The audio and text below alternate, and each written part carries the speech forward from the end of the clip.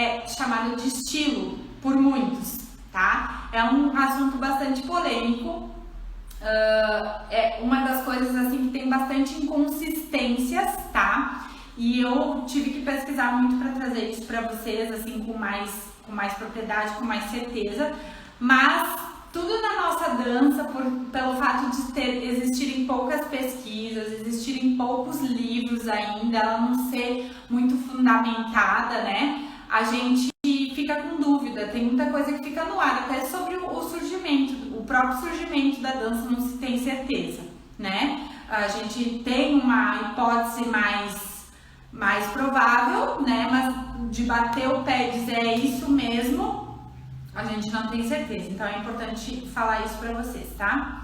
E aí o Tarab, gente, ele na verdade ele é uma sensação, tá? Ele é uma sensação, ele não é propriamente um estilo, mas eu trouxe ele dentro dos estilos porque muita gente conhece ele como estilo, e inclusive nos países árabes, às vezes eu falava pros músicos que eu queria dançar um Tarab e eles entendiam, né? Eles entendiam o que era o Tarab, então isso significa que tem um tipo de música específico onde o Tarab acontece. Então é muito importante que vocês gravem isso, que o Tarab não é, ele acontece, tá? Gravem essa frase. Então ele é uma sensação, ele é um prazer, ele é um êxtase que acontece geralmente, inicialmente ele acontecia entre cantor e público. Essas músicas elas não foram feitas para dançar, tá? Essas músicas que provocam o Tarab, que provocam essa sensação de prazer e êxtase, inicialmente elas não foram feitas para dançar. Teve uma bailarina, a Suhezaki, que resolveu dançar essas músicas. Ela disse, se dane, agora eu vou começar a dançar porque eu gosto e vou trazer no meu show. E aí as bailarinas começaram a usar essas músicas no show.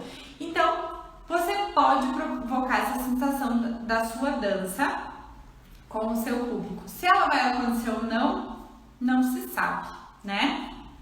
Então, assim, você pode querer provocar um Tarab, mas nem sempre você vai conseguir. Não sei se eu tô sendo clara com relação a isso, tá? Geralmente são músicas com orquestra também, tem arranjos, né, mais sofisticados, assim como a música clássica. Então o Tarab, geralmente são usadas músicas clássicas, mas não com aquelas características que eu falei da clássica oriental, tá? Vamos pensar assim, se você quer provocar nas pessoas uma reação de prazer, uma reação de sentimento, uma reação de arrepio. Os árabes têm uma expressão que eles fazem muito quando eles gostam de uma coisa que realmente toca o coração, eles fazem sabe? Por exemplo, uma cantora tá cantando e aí ela faz um floreio na voz dela ou algo nesse sentido, ou o músico vai fazer um mauau, que é aquele conto, né, que se faz, aquele poema que se declama, enfim, cantado, né, no início de uma música ou no meio de uma música, e aí ele fala uma coisa muito bonita que toca no coração e daí as pessoas falam, né? Eles fazem isso, é uma expressão que a gente vê muito nos países árabes. Então você imagina se isso vai ser possível com uma música clássica pauleira, animada lá para entrada de bailarina, ou com um saíde, ou com um solo tabla, né? Então é muito difícil que possa ocorrer um Tarab, né? Essa sensação, esse êxtase, através de uma música assim.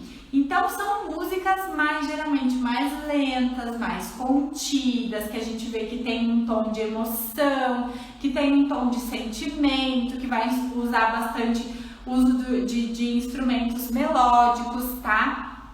Então é só você pensar nisso, né? Mas daí você vai dizer, não, qualquer música da Kulthum, que é a grande intérprete do Tarab, é Tarab. Não necessariamente, até porque existem muitas regravações da Kulthum.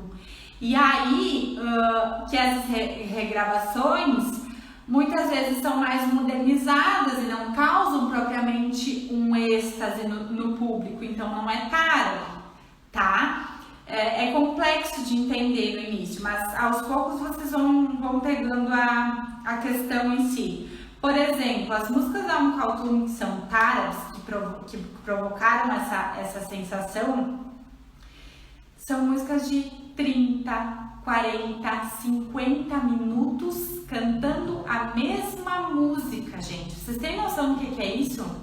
As pessoas só podem estar em êxtase, né? Pra ficar ouvindo a mesma música. Claro, tem toda essa variação, por isso que eu digo que é uma música clássica, né? Porque tem toda essa variação rítmica, tem todo esse arranjo, vai ter uma orquestra junto com ela, vai ter uma troca de ritmos, vai ter uma troca de humores, tá? Então, assim, era muito comum na época da Kulthum, do Abdel Halim, existirem essas músicas muito longas que levavam, então assim, ia acontecendo essa conexão entre público e cantora, e ia rolando, entendeu? Ia rolando 20, 30, 40, 50 minutos de uma mesma música com essa conexão e todo mundo vivenciando o Tarab, tá? Então, como eu já falei, uma das grandes intérpretes, Kulthum, se escreve com TH, mas se pronuncia com, tá? É bem diferente, assim, de pronunciar. Músicas mais comuns, assim, de acontecer o Tarab, em Taomri, né? Se for uma versão mais clássica, né? Não for uma versão modernizada, Auf Leila wa Leila, Anafit Tizarak, tá? São músicas que geralmente são usadas para gerar o Tarab, tá? Então, assim, a gente consegue entender, sob um ponto de vista de estilo, se eu estou indo com a intenção de causar isso no meu público. Não sei se eu vou conseguir. Ai, gente, essa coisa tá me tirando do sério. Não sei propriamente se eu vou conseguir, mas eu vou tentar. Então, eu vou fazer escolhas de músicas mais sentimentais e vou abusar da questão da emoção, da interpretação. Por isso, assim, ó, eu recomendo que quando você vai trabalhar uma música, principalmente se você vai coreografar, que vai exigir bastante tempo, né? Vai exigir que você se dedique bastante a essa música, você procure traduzi-la.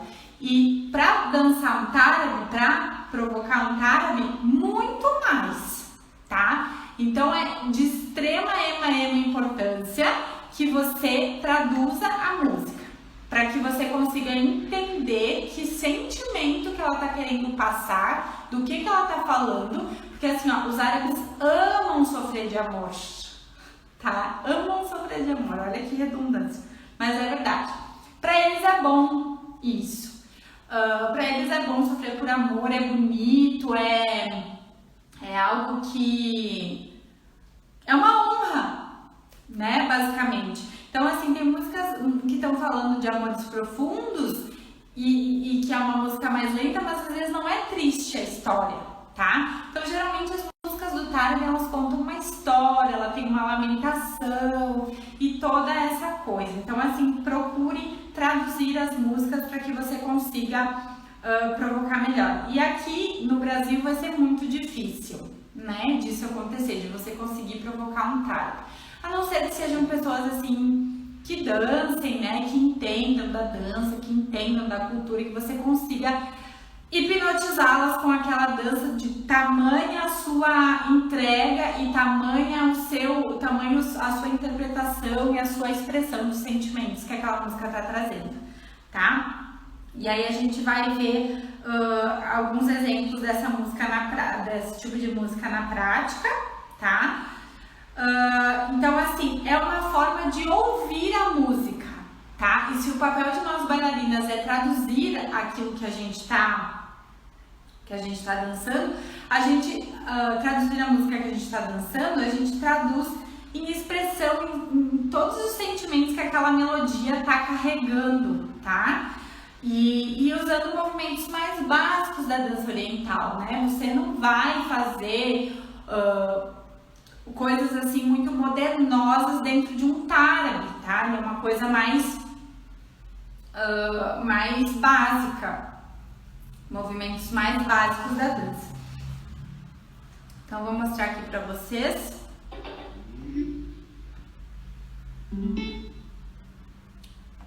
Olha, essa daqui é uma versão da Inka Omri, mas não é cantada pela Kaltum, tá?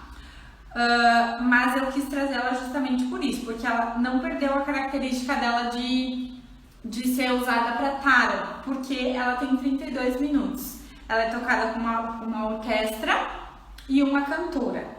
Gente, é maravilhoso, tá? E aí, se uma hora, um dia assim na sua vida, para ouvir uma música dessas inteira, sabe? Ou uma parte dela e deixa as sensações que ela tá te passando, deixa ela te tocar, tá?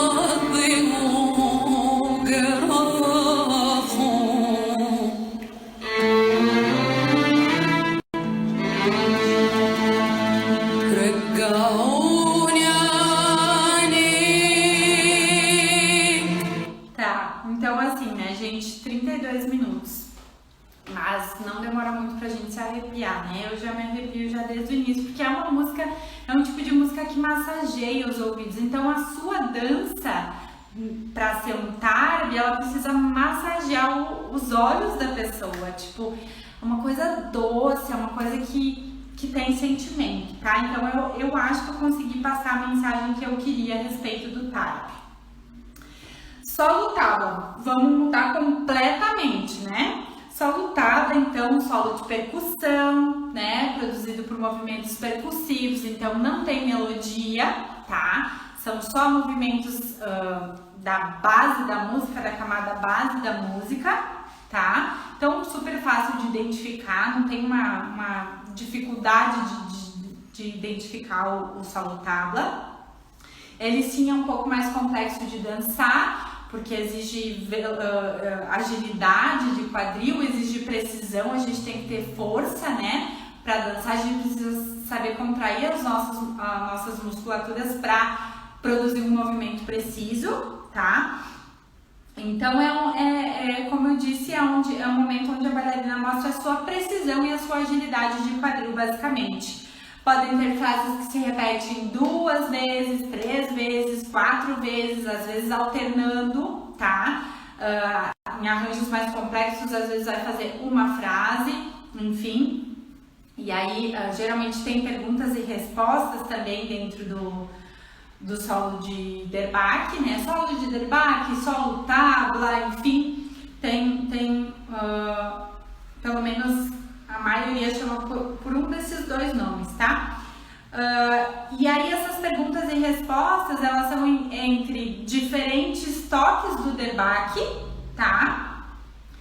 E também pode ser, por exemplo, o Der Bachista perguntou, o Snudge responde, ou um DAF, ou um outro instrumento, tá? Responde, então tem essa presença também.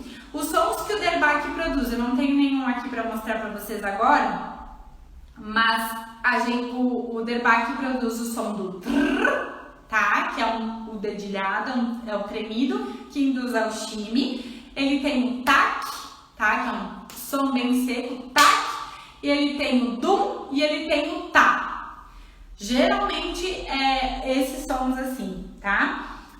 Quando for ao vivo, então ele necessita de uma conexão do músico com a bailarina, porque às vezes vai ter um solo pré-programado, muitas vezes vai ter floreios e brincadeiras que o tabla gosta de fazer, o que você gosta de fazer, então é sempre bom ser ensaiado antes, combinado antes, vamos fazer tantos disso, tantos daquilo, né? Se um inventar alguma coisa ali no meio, o outro tem mais ou menos uma noção de como seguir, mas é bom estar organizado aí com relação a isso, tá?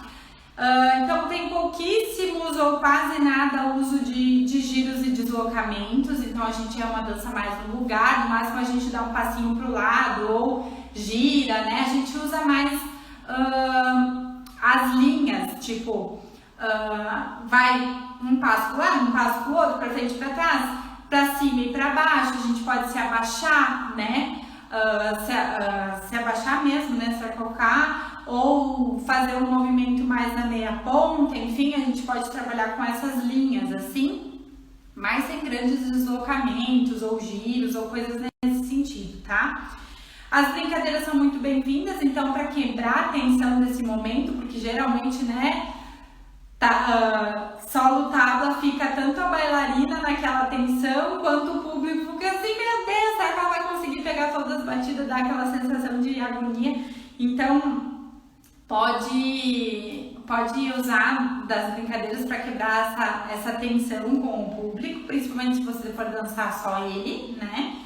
E ele pode ser finalizado, então, no final do solo tabla tem um rush, que é esse dedilhado do Der Bach, que pode, então, ser feito um twist. Vou mostrar aqui o que é um twist, para quem não sabe. O twist é esse movimento aqui, tá? A gente tem pra frente e pra trás. Então, às vezes faz girando, enfim. O shimmy, que é o movimento tremido, tá? Ou giros bem acelerados, tá? Também são uma boa pedida. E pode ser terminado e encerrado com queda turca ou não, tá? Não precisa ser sempre encerrado com queda turca. Se você tem a intenção de fazer Ayub, tá? Que são movimentos de cabeça, a gente pode falar em um outro momento, tá? O Ayub, ele deriva da dança Zar, tá? E aí algumas bailarinas, não sei dizer quem foi a pioneira nisso, acabou utilizando esse Ayub no final do solo tabla, tá? Então, no momento que ela faz a queda turca, né? E depois ela inicia com o ritmo do Ayub, entra o ritmo do Ayub e aí ela começa a fazer giros de cabeça, oitos com a cabeça, enfim, bastante giros, assim, basicamente só de cabeça. E aí ela sobe de novo e faz mais uma finalização rápida e aí encerra de vez, tá? Não precisa ser feito sempre assim, claro que é muito bacana, né? Tipo, fechar com chave de ouro, mas nem todo mundo faz queda turca, não é aconselhável para todo mundo fazer. Inclusive, eu recomendo que você tenha uma preparação física para fazer queda turca. Inclusive, aqui no meu Instagram tem um vídeo com sugestão de exercícios para te preparar fisicamente para esse movimento, tá? Porque é coisa séria. Eu conheço bailarina que esses dias falou comigo, me comentou que a gente estava falando de cuidados com o corpo na semana passada e ela me escreveu dizendo que ela teve uma lesão, ela rompeu um ligamento do joelho fazendo um cambrê. Na verdade não foi uma queda turca propriamente, mas ela rompeu o ligamento no palco, tá? Isso é uma bailarina que dançava todos os dias e tudo mais. E mesmo assim teve isso, então se prepare fisicamente para fazer uma dica extra que eu dou, tá? Gente, vou falar brevemente sobre sair de Halige, tá? São os folclores assim que eu tenho mais contato, vamos dizer assim. Eu propriamente nunca me dediquei ao ballad, né? O ballad tem todo um estudo em cima do ballad. Então eu não me sinto assim com propriedade para poder falar sobre o ballad, que também é um folclore muito conhecido, egípcio, né? A gente tem, vou falar brevemente do Shabi, que é uma dança popular egípcia, tá? O Shabi, assim, gente, eu poderia ficar 2 horas nessa live se eu fosse falar tudo, tá? Mas o Shabi, assim, ele tem uma linguagem popular, tá? São músicas mais com linguagem popular, com gírias populares, elas não têm grandes arranjos musicais nesse sentido. Então, se você digitar ali no YouTube, facilmente você vai encontrar as músicas de Shabi. Então, a dança é mais solta, ela desprende um pouco da questão do clássico, você não precisa ter tanto uma postura, cuidar de altura, toda aquela coisa. Então, é uma coisa mais descontraída, mais puladinha, né? Mais dançadinha, assim, do povo mesmo, tá? Eu vou ter que dar uma acelerada aqui, porque senão a live vai ficar com 2 horas. E com relação a Halige, então, é o folclore dos países do Golfo, tá? Ele tem toda uma ginga, né? Tem toda uma ginga baseada na vida do homem do deserto. E então ele tem todo aquele clima do deserto, do andar do camelo, enfim, da vida do habitante do Golfo Pérsico, né? Ele tem sim as mulheres, a dança dos homens, tá? Do Halige é totalmente diferente das mulheres. As mulheres usam bastante a questão dos cabelos, então, mas não é o tempo todo na música só girando só girando cabeça e batendo cabelo, tá?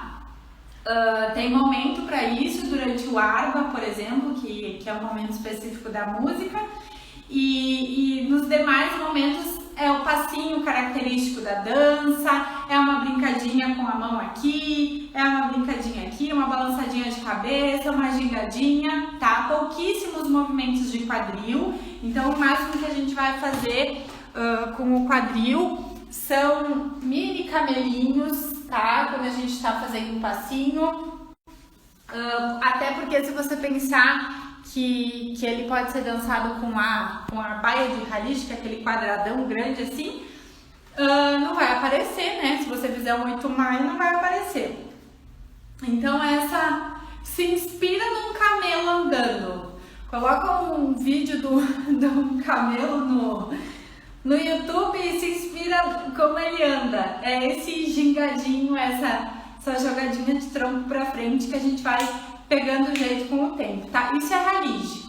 E aí, claro, muitas bailarinas profissionais, como a Warda Maravilha, por exemplo, que é uma bailarina de São Paulo, que dançou por, acho que uns 15 anos, se não estou enganada, nos países árabes, e ela fez uma marca registrada no show dela, que era o momento onde ela fazia um arba gigante de Halige, onde ela girava muito a cabeça, tá?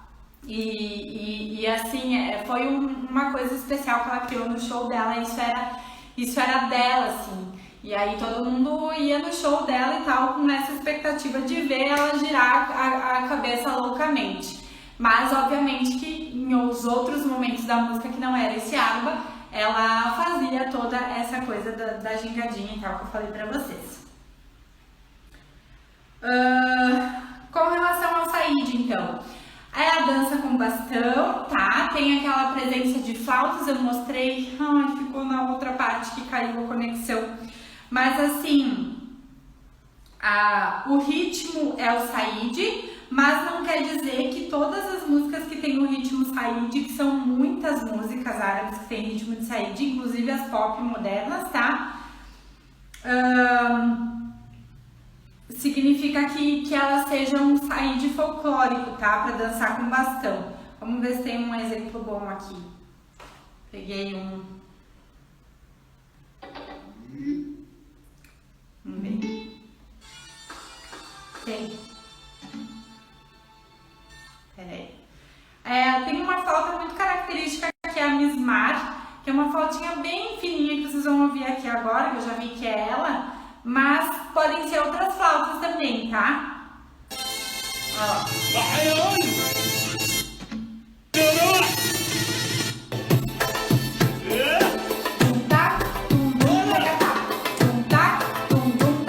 Ritmo de saíde. E a flauta é saíde.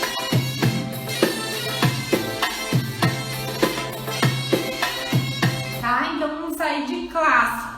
Aí, gente, o que acontece nos países árabes, que até eu estava conversando com a Priscila na live de segunda-feira, é que os músicos dizem que vão tocar saíde, e em vez de tocar esse saíde aqui, tá, que é o clássico da dança com bastão, eles tocam um dabik, tá? E aí a gente acaba dançando, né? E como o dabik é uma dança de grupo, né, uma dança que se faz em grupo, é uma dança folclórica libanesa, a gente está dançando sozinha no palco, então a gente mistura as duas coisas. A gente dança com bastão, o dabik, faz os passinhos de base de dabik e faz a dança com bastão, tá? Então a gente acaba unindo as duas coisas. Então eu vou mostrar para vocês uma música de dabik para vocês saberem qual é a diferença. Gosto de mostrar tudo. Propaganda. Assim. Ai.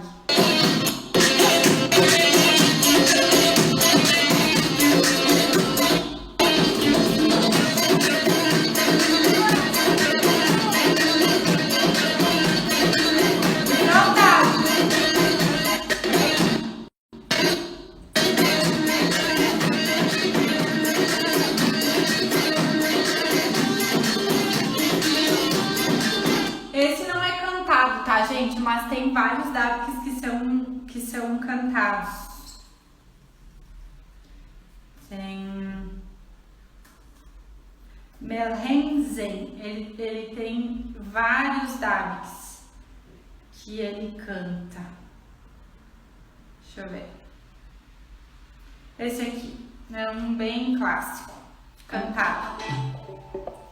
Pode parecer saíde.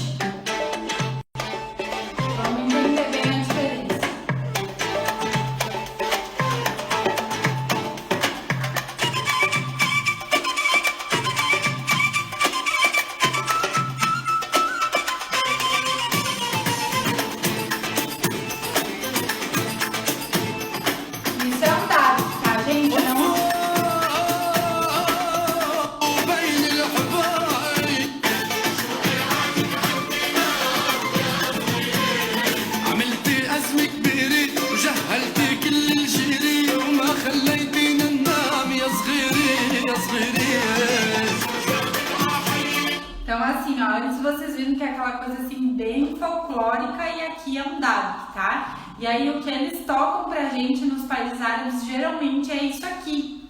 Só que daí a gente tá com o bastão lá na mão e aí a gente faz um pouquinho dos dois, tá? Só pra vocês entenderem. Agora, pra finalizar, então, falando do estilo egípcio e do estilo libanês, né? Que também são estilos da dança árabe, são estilos de dança de um modo geral. A gente tem o estilo brasileiro, né, que tem algumas coisas características em comum, apesar de eu achar assim que a dança do ventre no Brasil ela é muito difícil de classificar, porque as brasileiras têm muita personalidade, então elas acabam se diferenciando muito uma da outra, tá? Mas agora se eu falar de outros lugares, por exemplo, Argentina, a gente logo já, quem já conhece, já acompanha algumas argentinas, já tem uma ideia de estilo que elas têm, né? Elas fazem alguns movimentos bem performáticos, assim. As ucranianas também têm um estilo mais parecido uma da outra, né? E aí a gente tem dentro da dança oriental, né, o estilo libanês e o estilo egípcio. Então é importante que a gente entenda a diferença entre eles, assim, até para poder montar o nosso estilo, porque eu sinceramente gosto dos dois estilos, procuro estudar os dois estilos, tanto egípcio quanto libanês, porque eu acho que os dois trazem riqueza na dança, tá? Então o estilo egípcio, elas usam e abusam de chimes, tá? Bastante chimes, bastante momentos assim com chime, até porque geralmente as bailarinas egípcias mais famosas, elas dançam com orquestras e tudo mais, e aí sempre tem um tábua lá na orquestra para estar seguindo a bailarina, acompanhando a bailarina, fazendo tudo que ela faz e vice-versa, tá? Menos uso de deslocamentos, então elas não deslocam tanto, elas têm uma dança mais centrada, porém agora as bailarinas mais modernas, como por exemplo a Aziza do Cairo, ela costuma utilizar bastante giros e muito acelerados, assim, eu acho muito legal. Uma bailarina mais moderna, dança atualmente no Egito, e ela traz isso assim, então não é uma regra, tá? Eu tô falando do que geralmente acontece. Algumas mais modernas utilizam bastante giros, como eu falei, elas têm um quadril forte e potente, tá? Maior ênfase na interpretação da música, então geralmente elas dão uma cantadinha, geralmente elas fazem uma interpretação assim, cantando um pouquinho, né, trazendo algum elemento assim mais de interpretação, e elas leem bastante a percussão, como eu falei antes, né, elas fazem bastante a leitura da percussão da música. No estilo libanês, então, são movimentos mais rápidos, tá? Elas fazem movimentos assim mais acelerados, uso de giros e deslocamentos bastante, ao contrário das egípcias, assim, as libanesas têm essa característica assim de girar bastante, de se movimentar bastante, de se deslocar, bastante uso do espaço, tá? Uso de sapato de salto quase obrigatório nas libanesas, inclusive elas trouxeram essa característica para o nosso show, nós mesmo, as brasileiras dançando nos países do Oriente, a gente usa o sapato de salto, tá? E foram as libanesas as pioneiras em trazer isso, por ser mais elegante, por ser mais higiênico, né? E tudo mais. E elas interagem bastante com o público, então elas buscam essa interação, é um show mais voltado para entretenimento mesmo, sabe? Bastante interação com o público, fazer aquele show acontecer com o intuito de entretenimento. Os movimentos de quadril são maiores, então quando elas vão fazer um sinuoso, às vezes elas fazem uso do tronco junto, tá? Movimentos assim mais amplos e não tão isolados, vamos dizer assim. Algumas marcações isoladas sim, mas elas não se prendem tanto em não usar o corpo todo, tá? E voltado para o entretenimento, como eu falei. Então assim, hoje nós falamos sobre estilos, né, com relação à dança oriental, falamos ali sobre um pouquinho de folclore, sobre o tárabe, que eu deixei bem claro que é uma sensação, não é propriamente um estilo, né? E então basicamente é isso que eu tinha para trazer para vocês. Espero que tenha ajudado vocês, espero que vocês tenham gostado. Qualquer dúvida que surgir depois, comentários, deixem aqui. Um super beijo para vocês. E quem quiser acompanhar meus conteúdos mais de perto, quiser ter acesso a conteúdos exclusivos e ter um contato mais próximo comigo, eu tenho um grupo VIP no Telegram, tá? Tá lá na bio do meu perfil o link, entra lá e participa desse grupo, tá? Um super beijo e até a próxima!